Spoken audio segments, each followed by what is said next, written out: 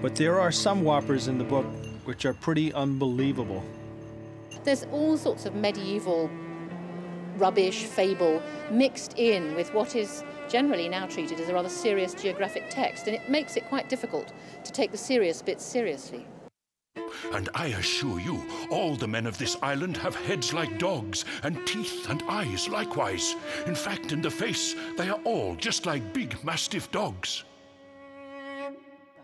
But in China, there are some pretty unusual practices that do really exist. All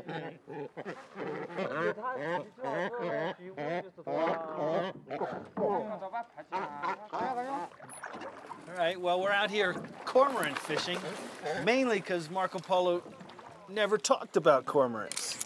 So we think that's a good enough reason to be out here photographing this unusual way of fishing, and wonder why Marco didn't talk about it, considering it must surprise anybody. Certainly has me surprised. But this is one thing that's hard to explain. They were fishing back 700 years ago like this. He probably did see it if he was here, but neglected to mention it.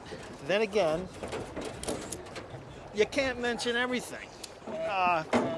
Maybe he just forgot. And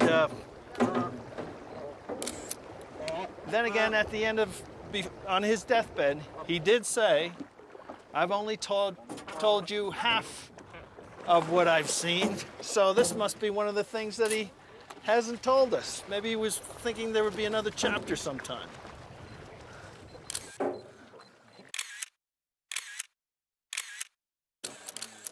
Oh, yeah.